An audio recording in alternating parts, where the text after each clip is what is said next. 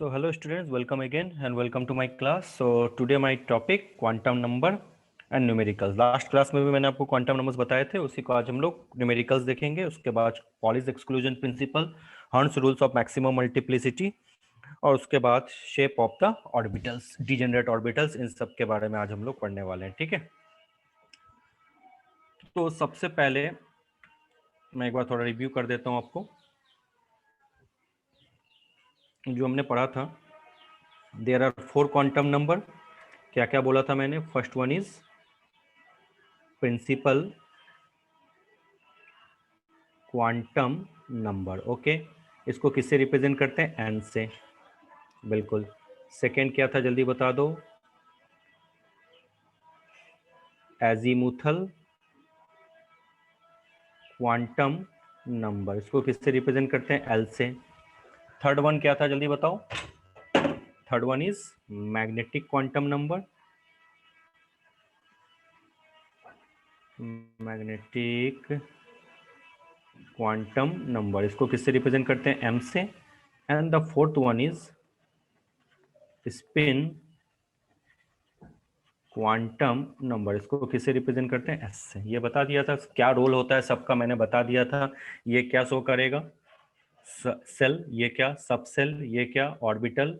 और ये spin quantum number किस डायरेक्ट पोजीशन पे है? क्लॉकवाइज है या एंटी क्लॉकवाइज है? क्लियर. अब देखो क्वेश्चंस इस पे कैसे आता है आप लोग सब जानते हो, लेकिन थोड़ा इसमें मॉडिफिकेशन क्या होता है और किस तरह से इसको हम लोग सॉल्व करते हैं वो ध्यान देना है. सपोज करो पूछा जाए find the all 4 quantum number, find the all 4 quantum numbers of 11th and 12th electron of magnesium. क्या बोला कि चारों क्वांटम नंबर ढूंढो 11th और 12th इलेक्ट्रॉन ऑफ मैग्नीशियम. तो आप लोग इजीली जानते होंगे, इसमें कुछ नई चीज तो है नहीं. तो सबसे पहले आपको लिखना क्या है? Magnesium atomic number 12. कैसे लिखते हैं? 1s2 2s2 2p6 then 3s2. देखो 2 2 4 6 4 10 to 12. अब आपको पता है इंक्रीजिंग ऑर्डर पे कैसे हम लोग अरेंज करते हैं? 1s 2s then 2p then 3s, पता है ना, then 3p then 4s then 3d then so on 4p then so on. इस तरीके से फुलफिल करते हैं. ये कौन सा रूल है? n plus L rule. अब बाउंड ने इसी को बताया था. आपको पता है एस में मैक्सिमम कितने होते हैं? 2 इलेक्ट्रॉन. इस एस में भी कितने होंगे? 2. इस पी में 6 इलेक्ट्रॉन. इस एस में भी मैक्सिमम 2. इसमें 6, इसमें 2, इसमें 10 और इसमें 6. यानी किसी के भी पी हो, 1s हो या 2s हो, किसी का भी s हो, उसमें s में मैक्सिमम हमेशा याद रखना 2 इलेक्ट्रॉन होंगे. और कोई भी p हो, किसी भी सबसेल का 2p 3p 4p, इसमें मैक्सिमम 6 इलेक्ट्रॉन. सिमिलरली d में मैक्सिमम 10 इलेक्ट्रॉन और f में मैक्सिमम 14 इलेक्ट्रॉन. ये जब तक फिल नहीं होंगे आप आगे वाले सीरीज में नहीं जा सकते, ये याद रखना. चलो, अब आपको इस क्वेश्चन में ढूंढना है कि 11th इलेक्ट्रॉन किधर है. आपको पता है यहां तक तो 10 है. 2 2 4 6 4 10, यानी ये ब्लॉक कर दो. यानी अब जो फिलिंग करोगे इस तरीके से, इस तरह से बॉक्स बना दिया. अब आपको पता है ये 11th इलेक्ट्रॉन, यस, और ये आपका कौन सा इलेक्ट्रॉन है? Wait for a moment. ये आपका 12th इलेक्ट्रॉन है. ठीक है, चलो अब देखो लिखते कैसे हैं. मैं थोड़ा धीरे बता रहा हूं ताकि इसमें बहुत सारी चीज मुझे आपको बतानी है, शायद आप जानते होगे. ऐसे लिख दो N L M और S. ठीक है, ये मैंने लिख दिया 11th इलेक्ट्रॉन के लिए और इस साइड मैंने लिख दिया 12th इलेक्ट्रॉन के लिए N L M और S. क्लियर जी? यस. अब 11th इलेक्ट्रॉन कौन सा है? ये वाला मार्क कर दो, दिस इज 11th. अब 11th इलेक्ट्रॉन किस में है? 3 में. तो n की वैल्यू ये आगे वाली वैल्यू होगी, लिख दिया 3. l की वैल्यू, s के लिए l की वैल्यू क्या होती है? 0, लिख दिया. अब आपको पता है s में कितने ऑर्बिटल हैं? एक ही ऑर्बिटल है. तो अगर l की वैल्यू 0 है तो m की वैल्यू भी क्या होगी? आपको 0 होगी. लेकिन अगर l की वैल्यू 1 है तो आपको पता है m की वैल्यू क्या होती है? -1 0 +1. कल बताया था यानी एल की वैल्यू 1 है मतलब वो पी है, तो ऐसे सेट करोगे -1 0 +1। अगर एल की वैल्यू 2 है मतलब वो कौन सा सबसेल है, डी सबसेल है, और डी सबसेल में ब्लॉक कितने होते हैं, 1 2 3, 1 2 3 4 5। एल की वैल्यू अगर 2 है तो एम की वैल्यू कहां से कहां तक होगी, -2 से +2।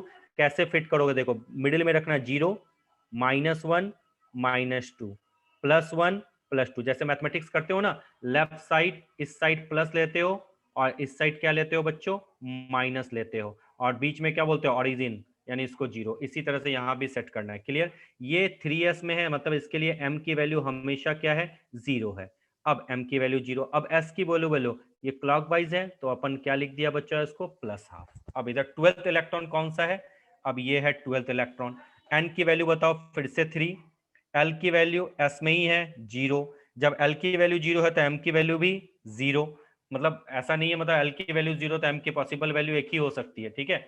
अब s की वैल्यू एंटी क्लॉकवाइज है -1/2। इस तरीके से हमने मैग्नीशियम के 11th इलेक्ट्रॉन का कंप्लीट इंफॉर्मेशन मिल गया और 12th इलेक्ट्रॉन का मिल गया। अब इन दोनों को लिखते वक्त हमने क्या देखा, थोड़ा ऑब्जर्व करो। 11th इलेक्ट्रॉन के लिए n की वैल्यू और 12th इलेक्ट्रॉन के लिए n की वैल्यू सेम, l की वैल्यू भी सेम, m की वैल्यू भी सेम, लेकिन s की वैल्यू इसकी +12 है तो इसकी क्या है, -12 है। यानी अगर किसी दो इलेक्ट्रॉन का तुम्हें क्वांटम नंबर लिखना हो तो उन दो इलेक्ट्रॉन के चारों क्वांटम नंबर सेम नहीं हो सकते। मींस हर इलेक्ट्रॉन का अलग स्पेसिफिक आइडेंटिटी होता है according to the wave mechanical model of an atom. So क्या बोलेंगे, no two electron has all four quantum number same, और इसी को हम लोग क्या बोलते हैं, जल्दी बता दो। इसी को बोला जाता है पॉलीज एक्सक्लूजन प्रिंसिपल। पॉलीज ने इसको चेक करके बोला था, पॉलीज एक्सक्लूजन प्रिंसिपल। उसने बोला था दो इलेक्ट्रॉन के चारों क्वांटम नंबर सेम नहीं हो सकते। क्या होंगे, मैक्सिमम 3 तो हो सकते हैं लेकिन लास्ट वाला आपका सेम नहीं होगा। इस चीज को थोड़ा सा आपको ध्यान रखना है, और ये सारी चीजें आप लोग मुझसे अच्छा जानते हो तो क्यों, कोई न्यू चीज तो यहाँ पे है नहीं, ठीक है। अब बात आती है इस जगह पे कि अगर मैं आपसे कहूं, ध्यान देना, मैग्नीशियम के 11th इलेक्ट्रॉन, मैग्नीशियम का एटॉमिक नंबर 12, इसके 11th इलेक्ट्रॉन का 4 क्वांटम नंबर बताओ, मतलब ऑल 4 क्वांटम नंबर बताओ। मैंने लिख दिया 1s2 2s2। चीजों को समझो, बहुत धीरे मैं पढ़ा रहा हूं क्योंकि इससे क्वेश्चन आएगा ही आएगा। ये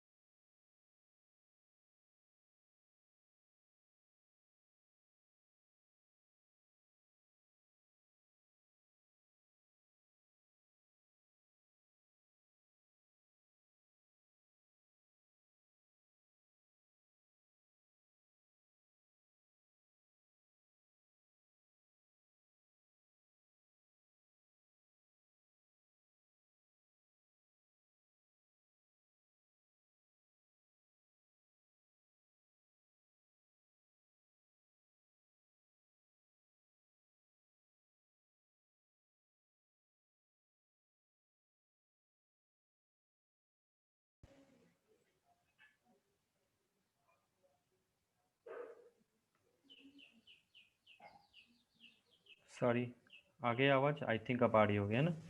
सो अब इस जगह पे आपका यहाँ पे क्या है उस चीज को समझो, मैंने इसको फिर से क्यों बता रहा हूँ।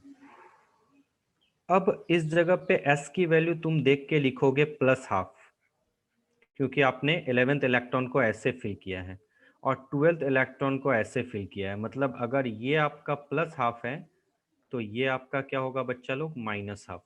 लेकिन नेसेसिटी नहीं है, इलेक्ट्रॉन पहले ऐसे भी फिल हो सकता है उसके बाद ऐसे भी फिल हो सकता है।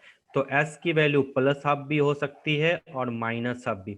बहुत सारे नीट के क्वेश्चन में आपने देखा बच्चा कंफ्यूज हो जाता है, बच्चे को लगता है कि एस की वैल्यू सर 11th के लिए प्लस हाफ ही होगी, जब कंपेयर करने बोले तब आपको ऐसे करना, ठीक है। नहीं तो आप एस की वैल्यू प्लस हाफ भी लिख सकते हो और माइनस हाफ भी। अब जैसे इसके 12th इलेक्ट्रॉन का लिखने बोले तो आप क्या लिखोगे, एन की वैल्यू 3, एल की वैल्यू 0, एम की वैल्यू 0 और एस की वैल्यू प्लस हाफ भी होगी और माइनस हाफ भी हो सकती है। अब अगर पूछे स्पेसिफिक दोनों को कंपेयर करो, तब 11th को आप प्लस लेना और 12 को माइनस लेना, ये जनरल ट्रेंड है। लेकिन ऐसा कुछ भी नहीं है। आप जैसे अगर मैं सोडियम के लिए पूछूं, ये याद रखना, निट में बार बार बच्चा कंफ्यूजन करता है, पूछता है find which one is the correct set of quantum number, तो सामने में दिखता है जैसे मैं दिखा रहा हूं 1s2 2s2 2p6 3s1। पूछा 11th इलेक्ट्रॉन का ढूंढो, तो आपको पता है 11th इलेक्ट्रॉन इधर है, तो आपको पता है एस में एक ही ब्लॉक होंगे, ये 11th इलेक्ट्रॉन है, ठीक है। किसने बोला तुम ऐसे फिल करो, मैं ऐसे फिल करूं तो एन की वैल्यू तो 3 है, एल की वैल्यू 0 है, एम की वैल्यू 0 है, लेकिन एस की वैल्यू अगर तुमने ऐसा फिल किया तो प्लस हाफ, यही तो आप लिखोगे, और मैंने अगर ऐसा फिल किया तो माइनस हाफ। दोनों कंडीशन सही हैं, तो एग्जामिनेशन में जब भी आए तो चेक कर लेना क्या बोल रहा है, क्योंकि आप अरेंजमेंट क्या, जनरल ट्रेंड बताया जाता है कि सबको सीधे रखो, ऐसा कुछ भी नहीं है, हम उल्टा लगा के भी वर्क कर सकते हैं। जैसे नाइट्रोजन 7 है, अब इसका इलेक्ट्रॉनिक कन्फिगरेशन पूछे 1s2 2s2 2p3, आपको पता है एस में कितने ब्लॉक होते हैं, दो, एक, इस एस में भी एक ब्लॉक, पी में कितने ब्लॉक होते हैं, 3 ब्लॉक। अब इलेक्ट्रॉन को कैसे फिल करोगे, छोटी छोटी चीजें हैं, थोड़ा ध्यान से समझना।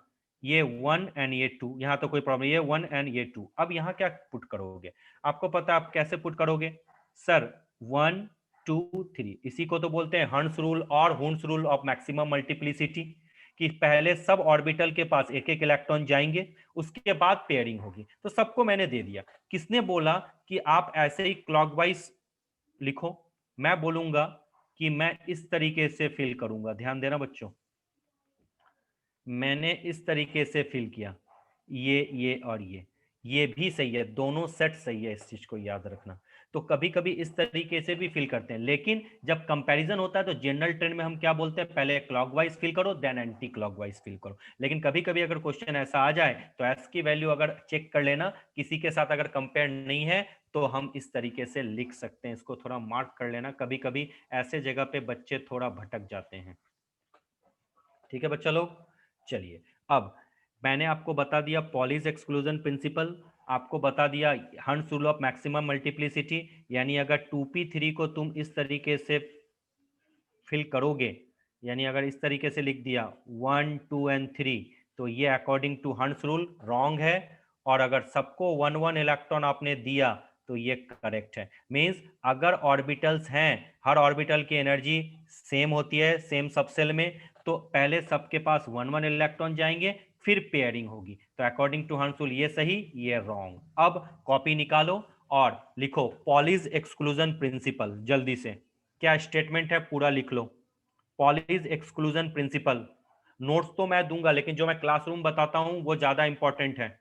पॉलीज एक्सक्लूजन प्रिंसिपल लिखिए, according to this principle, according to this principle, no two electrons in an atom, no two electrons in an atom can have same set of, can have same set of all the four quantum numbers, can have same set of all the four quantum numbers, यानी चारों quantum number same नहीं होते। उसके बाद नीचे उसी में लिखो, in an atom, in an atom any two electrons, in an atom any two electrons may have three quantum numbers identical, may have three quantum numbers identical, but fourth quantum number must be different, but fourth quantum number must be different। मैं बिल्कुल वैसे पढ़ा रहा हूँ जैसे classroom में पढ़ते हो ना, बोल बोल के नोट्स बनाते हैं ना, बिल्कुल उसी तरीके से। चलिए नेक्स्ट, नेक्स्ट लिखिए, according to this principle, according to this principle an orbital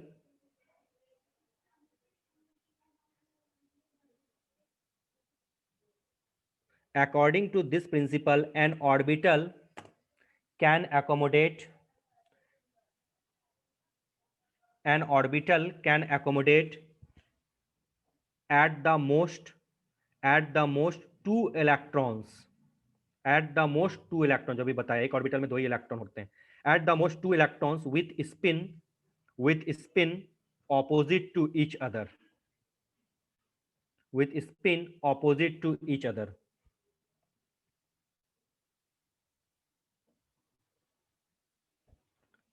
ठीक है, उसके बाद next, if an orbital has two electrons if an orbital if an orbital has two electrons they must be of opposite spin।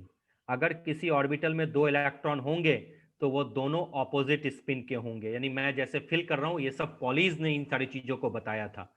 तो यानी अगर इस तरीके से तुमने फिल कर दिया तो ये रॉन्ग है, या इस तरीके से फिल कर दिया रॉन्ग है, ये करेक्ट है या ये करेक्ट है, याद रखना इस चीज को। ठीक है, नेक्स्ट लिखिए, since this principle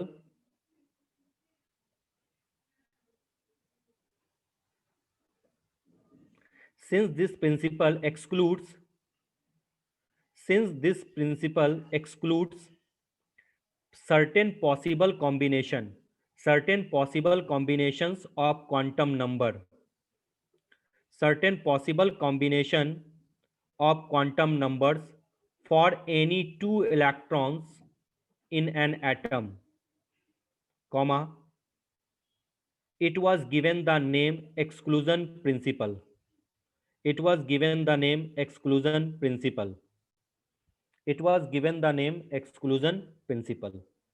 लिख लिया, it was given the name exclusion principle. यानी पॉलीज एक्सक्लूजन प्रिंसिपल में कभी कभी क्या होता है, नीट में डायरेक्टली इस तरह से स्टेटमेंट पूछ देते हैं, तो उन स्टेटमेंट को थोड़ा सा ध्यान से आपको समझना होगा। ठीक है, अब लिखिए, Hund's rule of maximum multiplicity Hund's rules of maximum multiplicity Hund's rules of maximum multiplicity लिख लिया, लिखो, बहुत इंपॉर्टेंट है। लिखो, this rule provide the basis this rules provide the basis for filling up for filling up for filling up of degenerate orbitals for filling up of degenerate orbitals of the same subshell of the same subshell लिख लिया। According to this rule electrons electrons filling electrons filling will not take place electron filling will not take place in orbitals electron filling will not take place in orbitals of same energy electrons fillings will not take place in orbitals of same energy all the available orbitals until all the available orbitals of a given subcell contain one electron each with parallel spin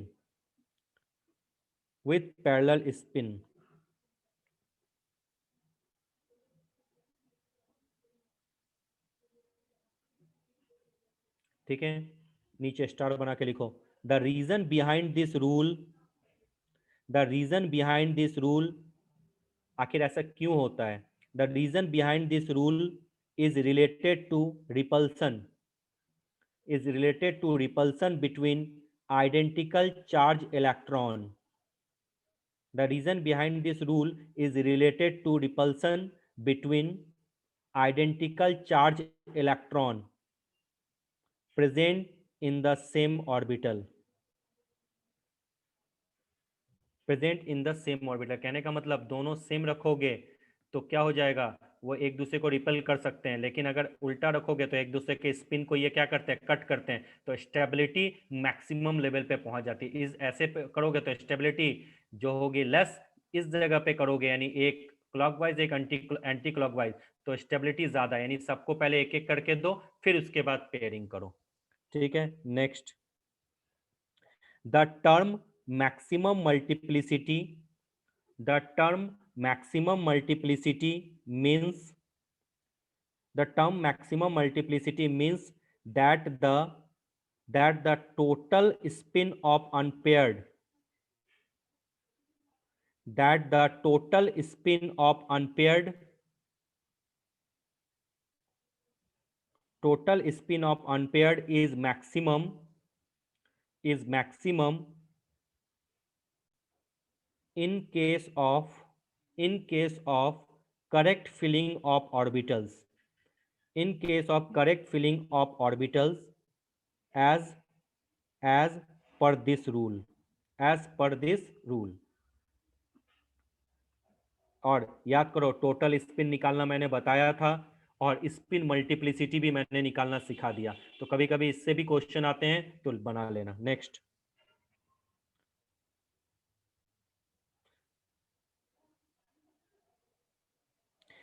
moreover, moreover according to this principle, moreover according to this principle, the electrons entering the different orbitals, electrons entering the different orbitals of subcell have parallel spin, have parallel spin, have parallel spin, full stop।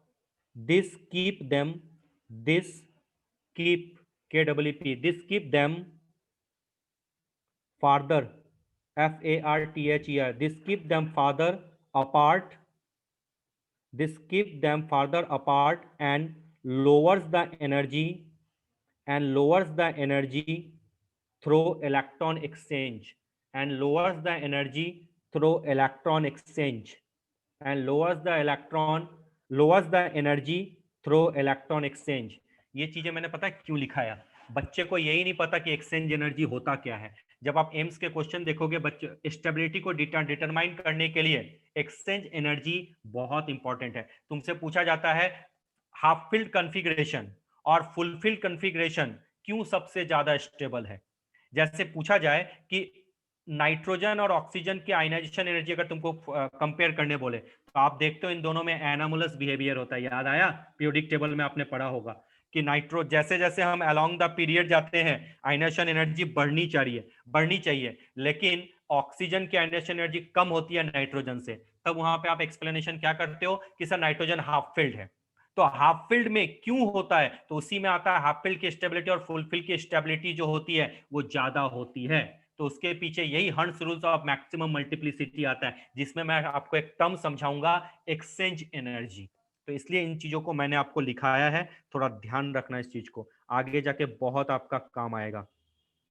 अच्छा, एक topic थोड़ा सा अच्छे से समझ लो, होता क्या है, स्टार बना के कॉपी में लिखो डीजेनरेट ऑर्बिटल्स। अगर आपसे कोई पूछे कि डीजेनरेट ऑर्बिटल क्या है, डीजेनरेट ऑर्बिटल्स, ठीक है, तो पहले इसका डेफिनेशन लिख लो, डीजेनरेट ऑर्बिटल्स क्या है,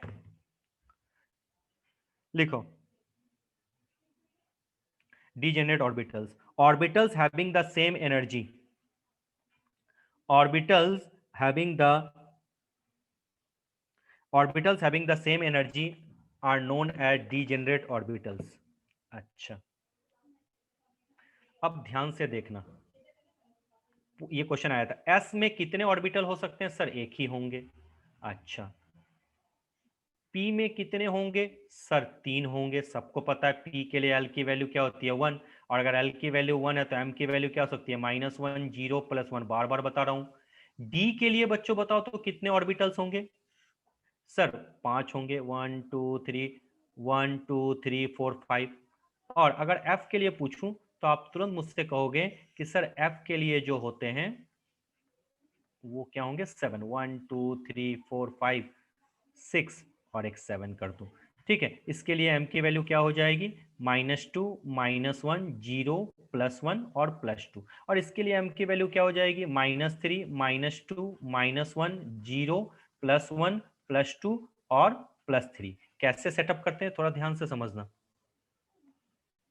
इसको कैसे लिखते हैं, 0 -1 +1, और इसके नीचे कैसे लिखते हैं 0, इसको कैसे लिखेंगे 0 -1 -2 +1 +2, ऐसे तो लिखते हैं m की वैल्यू। और यहाँ क्या लिखेंगे 0 -1 -2 -3 +1 +2 और +3। अब आप देखो s के पास एक ही ऑर्बिटल है, यानी s की डीजेनरेसी क्या होगी, 0, यानी इसमें कोई फोल्डिंग नहीं होगा। p के पास कितने ऑर्बिटल है, 3, यानी इसकी जो इसके कितने डीजेनरेट ऑर्बिटल्स होंगे, 3। f के पास कितने ऑर्बिटल्स हैं, 5, तो इसके पास कितने डीजेनरेट ऑर्बिटल्स होंगे, 5। इसके पास कितने डीजेनरेट ऑर्बिटल्स होंगे, 7, क्योंकि सबकी एनर्जी तो सेम है ना, तभी तो सबको एक एक इलेक्ट्रॉन देते हो। तो अगर पूछे कि s की कितने फोल्ड की डीजेनरेसी है, तो s ऑर्बिटल की, याद रखना लिखते जाओ कॉपी में, s ऑर्बिटल, s सबसेल में जो ऑर्बिटल्स होते हैं ये होता है 0 फोल्ड डीजेनरेसी। ठीक है, अब अगर पूछे p में कितने ऑर्बिटल दिख रहे हैं, 3, यानी एक के ऊपर दूसरा आ सकता है, उसके ऊपर एक और आ सकता है, क्योंकि सबका सेम एनर्जी है, तो इसको बोलेंगे 3 फोल्ड डीजे, जेई एडवांस में आया था। d में कितने ऑर्बिटल्स हैं, 5, तो ये कितने फोल्ड की डीजेनरेसी है, 5 फोल्ड डीजेनरेसी है। s में कितने ऑर्बिटल हैं, 7, तो ये कितने फोल्ड की डीजेनरेसी है, 7 फोल्ड डीजेनरेसी। और डीजेनरेट ऑर्बिटल्स क्या होते हैं, ऐसे ऑर्बिटल जिसकी एनर्जी क्या हो, सेम हो जाए। ये चीज याद रखना, पूछा जाता है कि किसकी कितनी फील्ड डीजेनरेसी होती है, तो p की 3 फोल्ड, d की 5 फोल्ड, f की 7 फोल्ड डीजेनरेसी, और सबके लिए m की वैल्यू आपको मैंने बता दिया। अब इसी p ऑर्बिटल को स्पेसिफिक नेम भी देते हैं, याद करो क्या नेम देते हैं, इसी को तुम लिख सकते हो px py और pz। याद आया, नहीं आया तो आपको पता ही होता है, मैं बता रहा हूं, लिख लो। अब d के लिए क्या क्या नेम दोगे, सर d के लिए तो हम लोग देते हैं dxy, dyz, dxz, dx² minus y square और dz², इस तरह से नाम देते हैं। और f का जो आपके सिलेबस से थोड़ा बाहर है, इसका शेप कॉम्प्लेक्स होता है, ठीक है, तो इसलिए f तक नहीं जाते हैं, उसका नेमिंग भी है, बट मैं उसको स्टार बना देता हूं, जो मैं आपको एट द एंड सबसे लास्ट में बताऊंगा, जो थोड़ा हाई लेवल पे चला जाएगा। आया समझ में, तो इसी नेम के अकॉर्डिंग m की वैल्यू सेट की गई है। डीजेनरेट ऑर्बिटल समझ में आ गया, एक्सचेंज एनर्जी मैं आगे बताऊंगा, ये टॉपिक मान लेना वीबीआई। ठीक है, अब लिखिए शेप, अब शेप के बारे में लिखिए, शेप ऑफ ऑर्बिटल्स।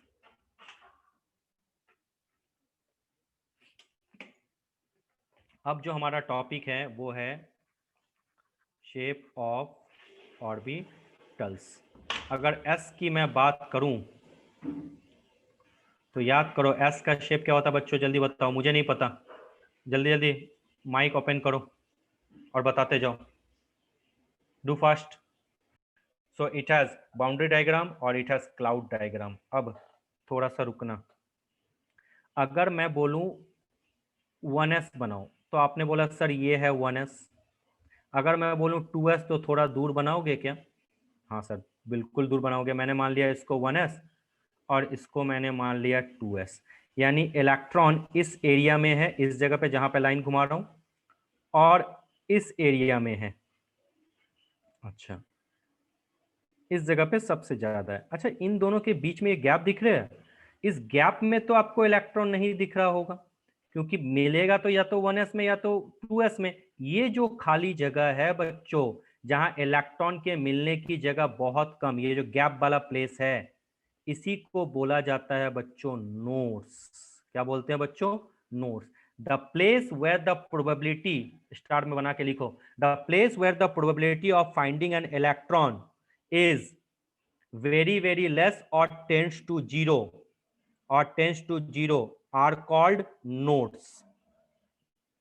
लिख लिया, अब लिखो anti nodes, anti nodes the place antinodes, the place where the probability of finding an electron, the place where the probability of finding an electron is maximum is called or are called antinodes. जहां पे electron मिलने की probability सबसे ज्यादा हो उस place को हम लोग क्या बोलते हैं बच्चा लोग? एंटीनोड। और जहां पे इलेक्ट्रॉन मिलने की प्रोबेबिलिटी सबसे कम हो उसको क्या बोला जाता है? नोड्स। तो जैसे देखो 1s और 2s के बीच में एक नोड दिखा। अच्छा बच्चा, अच्छा मैं अगर ऐसा बना दूं, ये 1s है, ये 2s है और ये आपका 3s है, बताओ कितने नोड दिख गए? एक ये खाली जगह दिखा, चलिए बहुत अच्छी बात है। ये एक खाली जगह दिखा, ये भी नोड्स है। तो आपको बताया 1s से 2s और 2s से जब 3s में चला जाऊं तो आपको दो नोड्स दिख गए। और अगर 4s में जाऊं तो तीन नोड्स दिखते हैं, खाली जगह को तो नोड्स बोलते हैं। बिल्कुल। तो नोड्स निकालने का फॉर्मूला जानते हो क्या होता है? Number of nodes is equal to होता है n-1। अब चेक करके देखो मैं सही हूं या नहीं।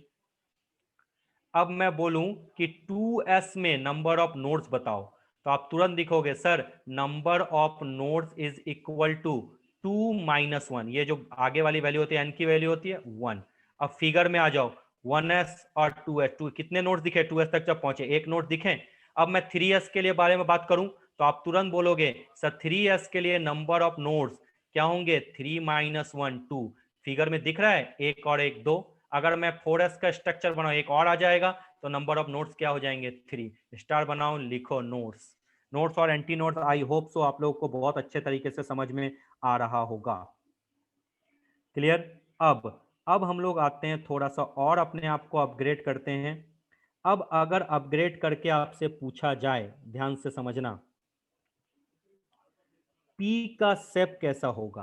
तो P का शेप कैसा होगा अगर मैं P के बारे में बोलूं तो P में लिखते क्या है बच्चों? mx, सॉरी px, py और pz। अच्छा, px का शेप क्या ऐसा होगा? अभी आपने बोला कि p का शेप होता है सर डम्बल। डम्बल कुछ ऐसा, ये बाउंड्री डायग्राम और ये आपका क्या है? थोड़ा और अच्छा बना दूं, ये क्लाउड डायग्राम है, याद रखना। ये बाउंड्री डायग्राम है और ये क्लाउड, दोनों कॉपी में दिखने चाहिए। कभी कभी पूछा जाता है कि कौन कौन से डायग्राम आप पी के किस तरीके से बना सकते हो, तो याद रखना बच्चों ये वाला सही है, क्लाउड डायग्राम, क्लाउड के फॉर्म में रहता है। अब पूछा है पी एक्स, आपको पता है 3 एक्सिस होते हैं, एक्स वाई और जेड। तो अगर मैं पी एक्स को बना दूं ये, और मैंने लिख दिया, पार्डन, थोड़ा सा वेट करो, चीजें बहुत कुछ समझने वाली है, थोड़ा धीरे धीरे पढ़ोगे तो चीज़ों को समझते जाओगे। ये मैंने इसको इस तरह से बना दिया, ठीक है, चलिए बहुत अच्छी बात है। मैंने मान लिया इसको एक्स एक्सिस, तो पी एक्स का कैसे हो जाएगा बच्चों? इस तरीके से। और ये मैंने मान लिया वाई एक्सिस, ये एक्स एक्सिस, तो पी वाई का कैसे बन जाएगा बच्चों? इस तरीके से। और इसको मैंने मान लिया एक्स, ये वाई है और ये जेड है। ये मैंने माना है, जोड़ी नहीं कि तुम भी इसी को मानो, तुम्हारी इच्छा है। तो ये आपका पी एक्स हो गया, ये आपका पी वाई हो गया और ये आपका क्या हो गया? पी जेड हो गया। चलिए बहुत अच्छी बात है। तो चलो, ये सामने में ही लिखा हुआ है, घबराने की कोई बात नहीं है। अब आपसे पूछे कि बताओ 2p के लिए नंबर ऑफ नोड्स, जल्दी बताना है। 3p के लिए नंबर ऑफ नोड्स, नोड्स मतलब ऐसा प्लेस जहां इलेक्ट्रॉन मिलने के चांसेस बहुत बहुत कम हो। तो चलो 2p के लिए नंबर ऑफ नोड्स बताओ, चैट बॉक्स में लिखो।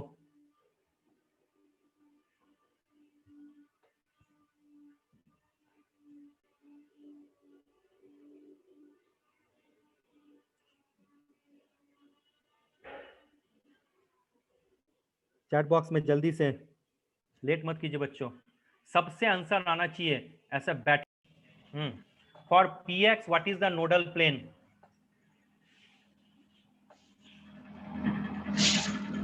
स्वाति आवाज आ रही है? हाँ बोलो। पी एक्स के लिए जिसको भी आता होगा वो मुझे बताइए। पी एक्स, पी वाई और पी जेड के लिए जिसको भी आता है वो बताओ। अरे सिर्फ सेपरेट थोड़ी होता है प्लेन।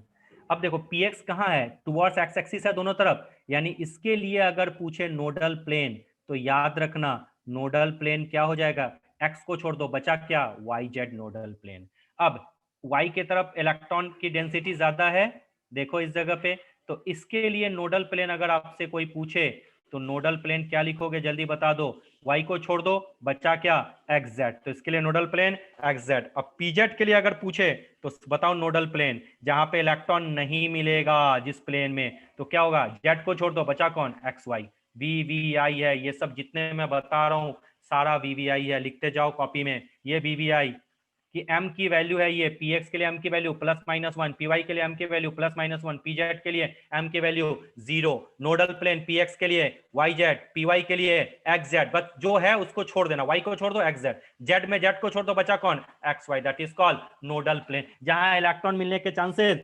बहुत ही रेयर होते हैं। माइंड में सबका सेट हो गया।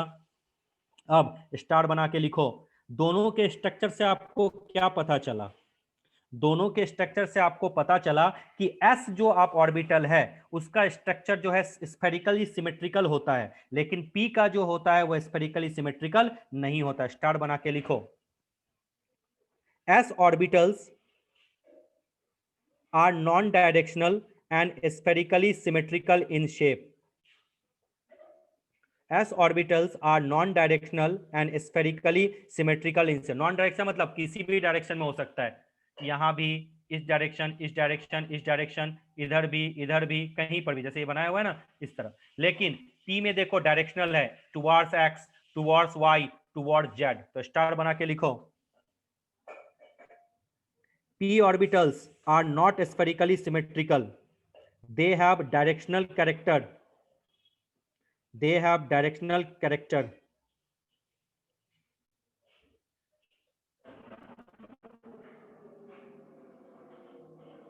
दे हैव डायरेक्शनल कैरेक्टर, सामने में फिगर में आपको दिख रहा है। तो अगर पूछे नॉन डायरेक्शनल शेप में कौन सा है तो बोलोगे एस, समझ में आया।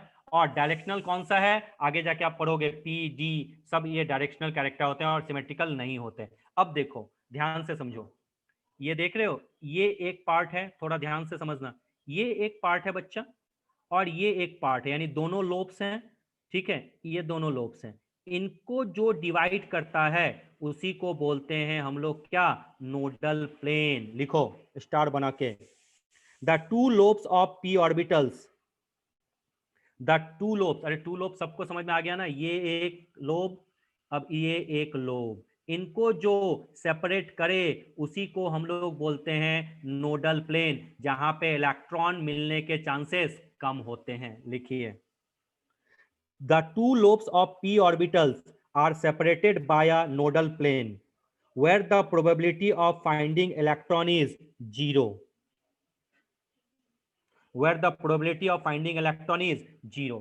तो px के लिए नोडल प्लेन तुरंत समझ में आ गया सर yz, py के लिए नोडल प्लेन तुरंत समझ में आ गया xz, और pz के लिए नोडल प्लेन तुरंत समझ में आ गया xy। चलिए यहां तक किसी को डाउट है, बहुत है, दो तरह के डायग्राम होंगे, एक बाउंड्री डायग्राम, एक क्लाउड डायग्राम, दोनों आपके स्क्रीन पे सामने है, स्क्रीनशॉट लो, जो जो चीजें मैं बता रहा हूं वो बहुत बहुत इंपॉर्टेंट है। चलिए नेक्स्ट आ जाइए बच्चा लोग।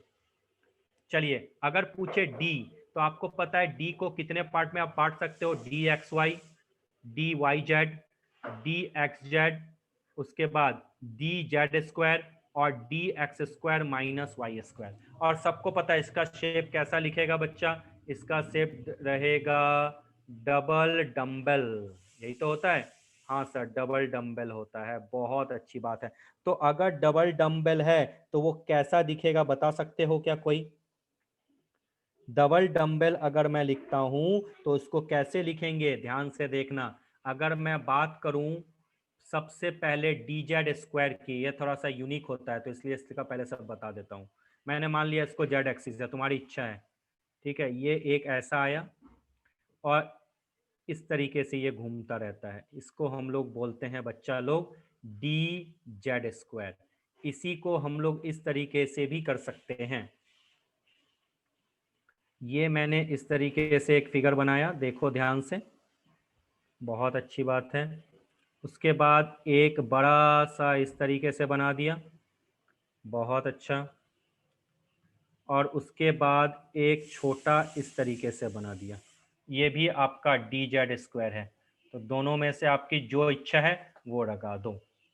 समझ में आया अच्छे तरीके से? ये रिंग का मतलब समझ गया, चारों तरफ से ये घूमता जा रहा है, ये इस तरीके से, इस तरीके से ये है, ये मूवमेंट हो रहा है। चलिए ये सब चीज़ आप अभी पूछने वाला हूँ, अभी तुरंत आप लोग को इतनी छोटी छोटी चीज़ें तो सब कुछ है, और नया क्या बता रहा हूँ मैं, ये डी जेड स्क्वायर आ गया। अब अगर आपसे पूछे d x square Y square, चलो अब देखो बच्चों, मैंने इसको जेड एक्सिस माना था ताकि फिगर अच्छा बन जाए। अब मैं इसको इधर एक्स और इसको वाई मान रहा हूँ, घबराना नहीं, तुम्हारी मर्जी है, तुम डी जेड स्क्वायर को इसको जेड एक्सिस मान के भी बना सकते हो। कल को कंफ्यूज मत हो जाना, सर ये जेड एक्सिस मान लिया, यहाँ वाई एक्सिस मान लिया, क्योंकि बच्चे क्या होते हैं, बहुत कंफ्यूज होते हैं, और मैं नहीं चाहता कि मैं पढ़ाऊँ तो आपको कंफ्यूजन हो। ये लो इस तरीके से ही बना सकते हो, ये भी डी जेड स्क्वायर है, जो मन करे आपका। अब आपके पास D x square Y square कैसा शेप है, सबको पता है, डबल डम्बल है। तो क्या इस तरीके से मैं बना सकता हूं, ये हो गया आपका d x square Y square. चलिए ध्यान दीजिए, हाँ सर बिल्कुल सही है, कहीं कोई प्रॉब्लम नहीं है। और उसके बाद आपका क्या बचा, उसके बाद तो आप मुझसे ज़्यादा टैलेंटेड हो, तुरंत ही बना लोगे, है ना? तो जब उसके बाद आपका बच गया बच्चों d x y, d y z और डी एक्स जेड, यही तो है। यहाँ पे बना लिया मैंने डी एक्स वाई, ये मान लिया एक्स एक्सिस, ये मान लिया वाई एक्सिस, है ना? और उसके बाद का फिगर तो आपको पता ही है, इस तरीके से और इस तरीके से, है ना? सॉरी थोड़ा सा अच्छा नहीं बना, रुकिए एक मिनट।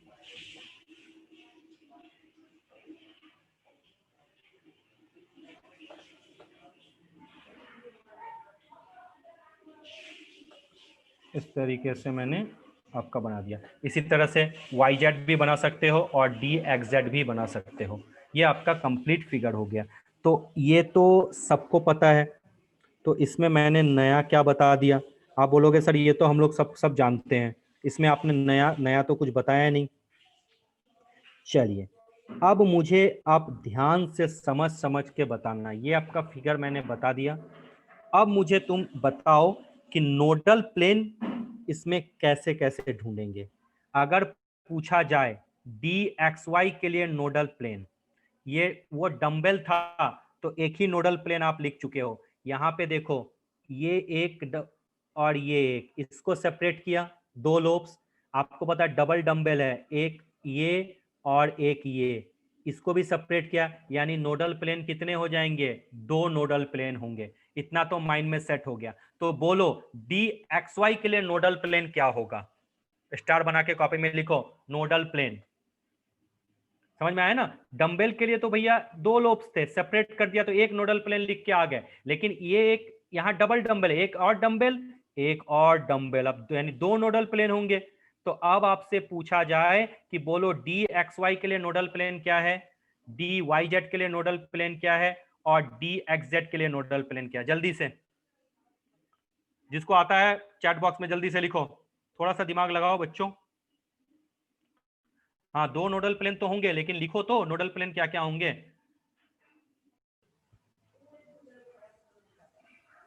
में हमें बहुत अटेंटिव रहना पड़ता है ऑनलाइन क्लास में। तुम अगर इस तरह से बैठे रहोगे ना तो मुझे मजा नहीं आएगा। मैं इतना लेवल से क्यों पढ़ा रहा हूँ, मतलब ही नहीं है, छोड़ के निकल जाऊंगा, तुमको पता भी नहीं चलेगा कि क्या मैंने मिस किया। ठीक है, आप ध्यान से देख लो, डी एक्स वाई है, कौन सा एक्सिस छूटा हुआ है यहाँ पे, जेड, तो दोनों तरफ जेड से मल्टीप्लाई करो, तो यानी क्या हो जाएगा, एक्स जेड और वाई जेड, काम खत्म। इसमें कौन सा छूटा हुआ है, एक्स, तो क्या लिखोगे, एक्स वाई और जेड एक्स या एक्स जेड, जो मन करे। एक्स जेड में कौन सा छूटा है, वाई, तो क्या लिखोगे, एक्स वाई और हाँ एक्स वाई, यहाँ पे कौन सा छूटा हुआ है, वाई छूटा हुआ है ना, एक्स वाई और वाई जेड हो गया। देखो कहाँ क्या प्रॉब्लम था, देखो कहीं दिक्कत है नहीं, सब में एक x y y z, x y z x, x z y z, देखो आ गया। मतलब जो मिसिंग है देखो, सही सही ऑर्डर पे लगाया तो है कि मैंने मिस तो नहीं किया, एक्स वाई जेड एक्स। अब d x square Y square के लिए क्या लिखोगे, सिंपल है, x minus y equal to 0, a square minus b square. और x plus y is equal to 0। ये दो नोडल प्लेन हो गया। अच्छा, डी जेड स्क्वायर के लिए याद रखना, यही क्वेश्चन बार बार पूछा जाता है। इसके लिए नो नोडल प्लेन। बोलो काहे बच्चा लोग? आपको पता है D z square double dumbbell है, सेफ ही होता है, ये बना दिया। अब इसके बीच में जो दो लोब्स को जो सेपरेट करे, उसी को तो आपको पता है नोडल प्लेन। लेकिन इसको भी तो एक लाइन सेपरेट कर रहा है, लेकिन इसके चारों तरफ रिंग घूम रहा है, यानी जो जगह खाली बची थी उस जगह पे भी इलेक्ट्रॉन डेंसिटी होने वाली है। इस रिंग के वजह से डी जेड स्क्वायर में कोई भी नोडल प्लेन है। नोडल प्लेन कैसे ढूंढते हैं? अब जैसे ये दो लोब्स हैं, देखो इसको जो सेपरेट किया वही तो नोडल प्लेन है। तो भैया डी जेड स्क्वायर का भी तुमने शेप बना लिया सर ऐसे, ठीक है। अब इसको इसको जो सेपरेट किया, उसी प्लेन को हम लोग क्या बोलते हैं? Nodal plane. लेकिन उसके ऊपर एक रिंग दिख गया, तो मतलब जो जगह खाली होने वाली थी वहां भी इलेक्ट्रॉन फिल हो चुका, यानी ऐसा कोई जगह बचा ही नहीं जहां इलेक्ट्रॉन मिलने की प्रोबेबिलिटी 0 हो या टेंस टू 0 हो। इसलिए डीजेड स्क्वायर में लिख लेना नो नोडल प्लेन, और ये वी वी आई है। समझ में आया क्यों हुआ? आई थिंक सबको समझ में आ गया। इसको ध्यान रखना बच्चा लोग, मिस मत करना, मिस किए तो गए। लिख लिया? चलिए अब नेक्स्ट अगर m की वैल्यू पूछे तो कैसे लिखोगे वो लिख लो। अगर डी एक्स वाई पूछे तो m की वैल्यू प्लस माइनस 2 ले सकते हो, या तो प्लस 2 या माइनस 2 सेट करोगे। डी वाई जेड पूछे तो प्लस माइनस 1 लेना। डी जेड स्क्वायर पूछे तो g1 भर 0। D x square minus y square पूछे तो प्लस माइनस 2 लेना। और डी बचा क्या? एक्स वाई वाई जेड और जेड एक्स बचा ना। और जेड एक्स पूछे तो प्लस माइनस 1 लेना। बहुत सारे बुक में ये वाला कॉम्बिनेशन थोड़ा सा अलग दिया हुआ, डी जेड स्क्वायर 0 होता है, लेकिन बाकी बहुत सारे बुक में ये कॉम्बिनेशन थोड़ा सा डिफरेंट दिया होता है। घबराने की कोई बात नहीं है, चलता है। लेकिन ये एक प्रोबेबल वैल्यू है कि इसकी वैल्यू इस तरह से सेट की है। लिख लेना ये m की वैल्यू है। ठीक है बच्चा लोग? चलो, बोलते बोलते मैं भी थक गया हूँ, थोड़ा सा रुको। आपका क्या होगा? एक ही तो होगा, चाहे पी की बात करो चाहे तुम डी की बात करो। एस में कहाँ दिखेगा? एस का तो नॉन डायरेक्शनल होता है। तो लिखो पी के लिए भी नोडल पॉइंट 1 और डी के लिए भी नोडल पॉइंट 1। सब चीज समझो। प्लेन, अच्छा नोडल प्लेन का मतलब क्या है? अब आप तुरंत यहां देखते हो ये दो, ये है, ये ज्वाइंट को आपने देखा एक्स एक्सिस, इसी को तो जो प्लेन कट किया ना, वो प्लेन कहां दिखेगा? वाई और जेड एक्सिस पे ही तो दिखेगा। यानी इसको जो कट किया तो कट, अब देखो मेरे पास तो 3D है नहीं, लेकिन जब आप लैपटॉप में देखोगे 3D में जाके देखोगे तो जो उसको कट किया, कट कौन करेगा? भाई वाई जेड ही तो करने वाला है, जब एक्स एक्सिस पे आपको मिलेगा। तो सिमिलरली ये दोनों लोग ज्वाइन कहां हुए हैं? एक ही पॉइंट पे तो ज्वाइन हुए हैं। चाहे ये देखो एक ही पॉइंट पे तो ज्वाइन है, चाहे वो 2 लोब्स लो या 4 लोब्स लो, तो नोडल पॉइंट डी का भी 1 होगा और पी का भी 1 होगा। इस चीज को ध्यान रखना। इतना डीप तो नहीं आते हैं क्योंकि डायरेक्ट क्वेश्चन पूछता है, लेकिन फिर भी बैठे हो सारी चीजें आपको समझ में आनी चाहिए कि कहाँ किस तरीके से कैसी कैसी चीजें होती है, नहीं तो कभी नहीं सीख पाओगे। इस चीज को समझ जाना। चलिए स्टार बनाओ कॉपी में, स्टार बनाओ कॉपी में। लिखिए types of notes, types of notes. देखो किस तरह से और आपको अपग्रेड करता हूं। जिसको भी मन में थोड़ा सा भी डाउट हो वो फिगर देखो। एक चीज याद रखना, थियरी पढ़ने से कुछ नहीं होता। फिगर देखो, दिमाग तुम्हारा क्या कह रहा है, थोड़ा मैथमेटिक्स लगाओ। नया है क्या? नोट्स निकालने का तो मैंने तुमको फॉर्मूला बता दिया, फिगर से भी सिखा दिया। ठीक है, अब एक ट्रिक और एक और ट्रिक से बताऊंगा। ठीक है, उससे भी मैं तुम्हें नोट्स निकालना सिखा दूंगा कि ग्राफ के थ्रू। लेकिन अभी नहीं, धीरे धीरे जब मैं श्रोडिंगर वेव इक्वेशन का डेरिवेशन कराऊंगा तब ग्राफ से तुमको नोट, तुम ग्राफ देखते ही बता दोगे कि सर इसमें एक नोट्स है, 2 नोट्स है। लेकिन अभी तुम फिगर से देख के बता सकते हो क्यों डी में 2 नोडल प्लेन हुए, क्यों पी में एक ही नोडल प्लेन है, क्यों डी में एक ही नोडल पॉइंट। नोडल पॉइंट मतलब क्या? जहां ज्वाइंट हो। क्यों जो है एम की वैल्यू इस तरह से सेटिंग है, सब कुछ जान लेना। अब लिखो टाइप्स ऑफ नोड। पहला लिखो, पहला लिखो स्फेरिकल नोड्स। पहला लिखो स्फेरिकल नोड्स। लिख लिया?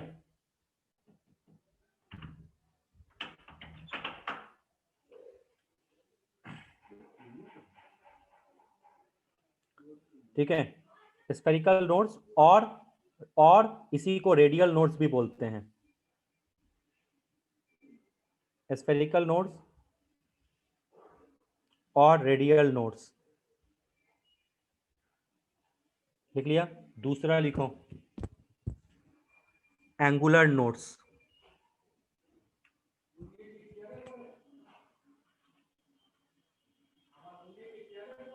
ठीक है, ध्यान देना। पहला हो गया स्फेरिकल और रेडियल नोड्स, और दूसरा हो गया आपका क्या बच्चों, एंगुलर नोड्स। ध्यान रखना। अच्छा, अभी मैंने बताया था नंबर ऑफ नोड्स का फॉर्मूला, ध्यान से समझना, n-1। इसी दोनों से मिलकर नंबर ऑफ नोड्स आया। रेडियल नोड्स का फॉर्मूला होता है n-l-1 और एंगुलर नोड्स का फॉर्मूला होता है l। याद रखना इस चीज को। अब थोड़ा सा मेरी बात ध्यान से समझना। मैं 3D पे आ गया। क्वेश्चन में देखो, क्वेश्चन में पहला टाइप पूछा कि 3D में टोटल नंबर ऑफ नोड्स निकालो, तो तुरंत आप लिख के आ जाओगे n-1, 3 - 1 2, कोई झंझट नहीं है। ठीक है।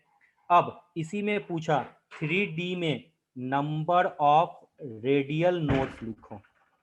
नंबर ऑफ रेडियल नोड्स के लिए क्या लिखोगे, n-l-1। n की वैल्यू 3, l की वैल्यू क्या होती है जल्दी बता दो, 2 - 1, 3 - 3 क्या हो गया, 0। अब पूछे 3D में नंबर ऑफ एंगुलर नोड्स बताओ। Number of angular nodes l D के लिए क्या होता है, 2। 0 + 2 2, देखो 2 आ गया। तो 3D में रेडियल नोड 0 है, लेकिन एंगुलर नोड्स क्या है, 2 है। दोनों को जोड़ के देखो 2 आ गया, यानी number of nodes equal to होते हैं radial nodes plus angular nodes. इस चीज को याद रखना, कहीं भूलना मत। नोड्स का डेफिनेशन मैं बता चुका, अभी खत्म नहीं हुआ है। बहुत सारी चीजें यहाँ पे हैं जिसको सीख के एक भी क्वेश्चन तुम्हारा कहीं से भी, दुनिया का कोई भी एग्जाम हो, नहीं छूटने वाला। चलिए पहले प्रैक्टिस करो। 4s क्वेश्चन लिखो, क्वेश्चन लिखो, उसके बाद थोड़ा आगे बताऊंगा। 4s, 3p और 4d, ध्यान देना, और 5d, इन चारों में आपको रेडियल नोड्स बताना है, एंगुलर बताना है और टोटल नंबर ऑफ नोड्स बताना है। जल्दी बताओ, do fast. I hope so आपने सही बनाया होगा बच्चा लोग, फिर भी मैं बता देता हूँ। एस के लिए नंबर ऑफ नोड्स कितने होंगे, एक मैं बता देता हूँ। 4s के लिए नंबर ऑफ नोड्स हो जाएंगे 4 - 1 3, और नंबर ऑफ एंगुलर नोड्स हो जाएंगे n-l-1, यानी 4 - 0 - 1 3। सॉरी उल्टा बोल दिया, pardon. Number of radial nodes ना,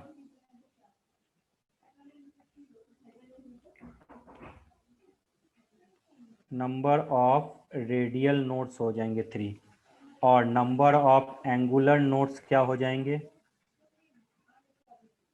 l = 0। अच्छा, अब थोड़ा सा आ जाओ। सबने बना तो लिया लेकिन किसी ने कुछ पूछा नहीं।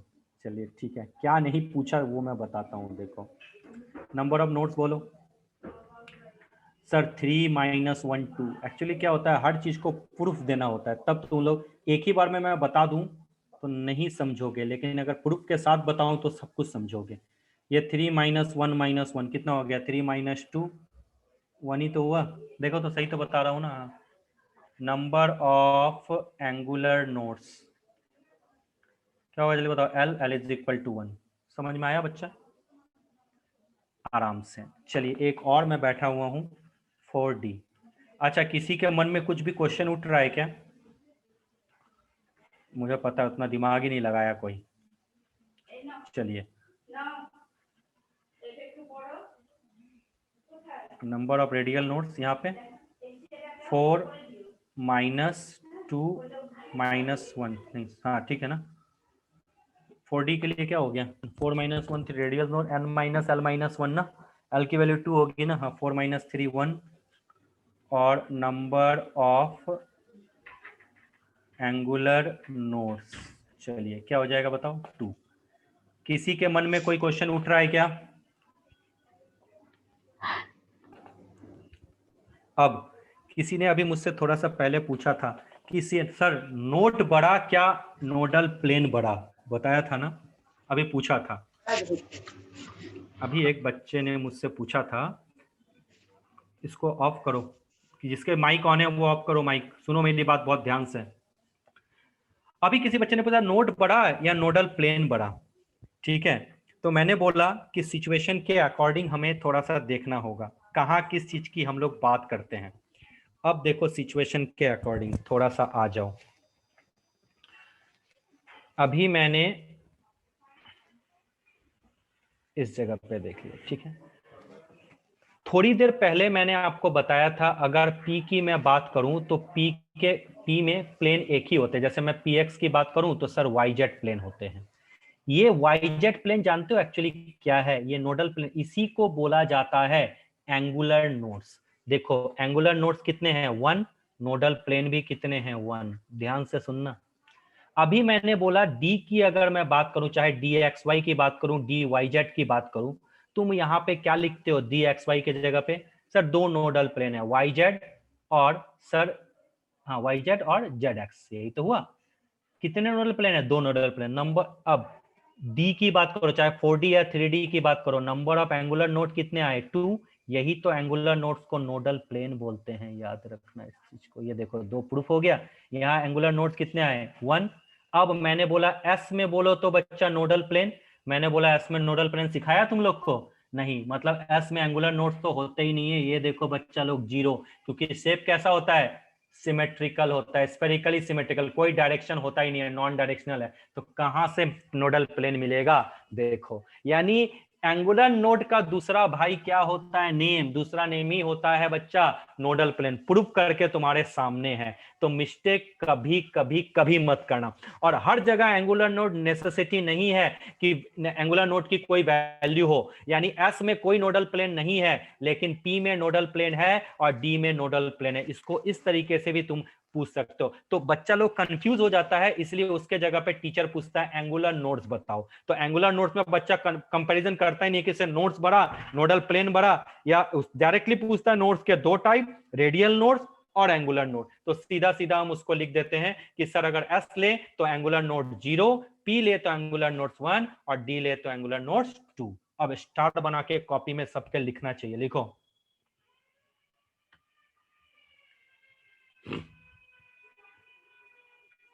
लिखें, radial nodes are also called as nodal regions, regions, nodal regions, or spherical nodes, or spherical nodes. It is a spherical surface. It is a spherical surface. It is a spherical surface where the probability of finding an electron is 0.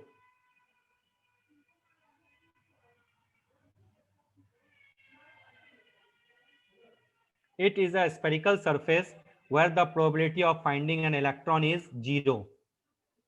ठीक है, अब लिखिए star बना के। Angular node is also called nodal plane. Angular node is also called nodal plane or non-spherical node. ठीक है, और non spherical node. ठीक है, देखो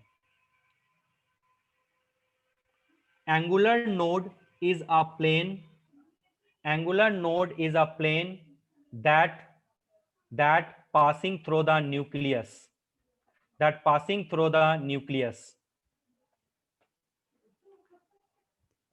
it is equal to the value of azimuthal quantum number.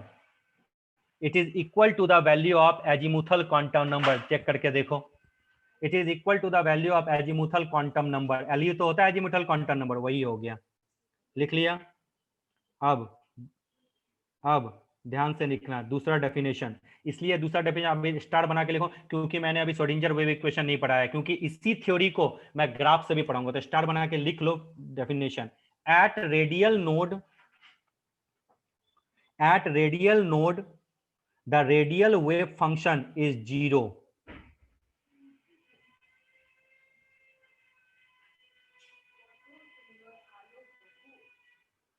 Eight radial node the radial wave function is zero, हमेशा यह। अब radial wave function क्या होता है मैं आपको आराम से पढ़ाने वाला हूं। अब मुझे आराम से बताओ, मैंने आपको फिगर से भी समझा दिया कहां से नोड्स ढूंढते हैं, उसके बाद कैलकुलेशन करके भी बता दिया आखिर नोडल प्लेन एक्चुअली में है क्या, एंगुलर नोड्स हैं। समझ में आया बच्चों? तो अगर दोनों को जोड़ दें तो भैया वैल्यू किस तरह से निकालते हैं वो भी बता दिया, और अगर सेपरेट निकालना है तो वो भी मैंने आपको बता दिया। अच्छा, अब जिसने क्वेश्चन पूछा था उसको समझ में आ गया? Yes sir. अब अच्छे से आ गया समझ में? कौन ऐसा स्टूडेंट है जिसको समझ में नहीं आया, जल्दी बताओ, रैप अप कर रहा हूं क्लास को। कोई ऐसा स्टूडेंट है जिसके मन में nodal plane, anti nodes, nodes को लेकर मन में डाउट हो तो पूछ लो।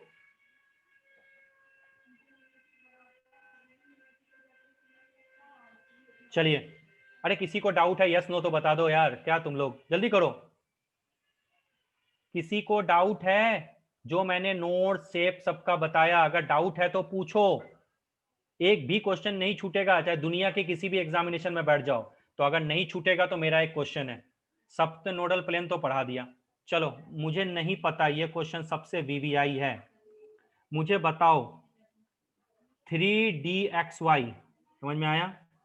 4dxy और 5dxy और ndxy।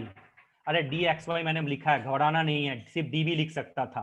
इन सब में मुझे नोडल सरफेस निकाल के बताओ। नोडल सरफेस, क्वेश्चन आपका समझ में आया? 3dxy में कितने नोडल सरफेस हैं, 4dxy में नोडल सरफेस कितने हैं, 5dxy में नोडल सरफेस कितने हैं, और ndxy में नोडल सरफेस कितने हैं, जल्दी।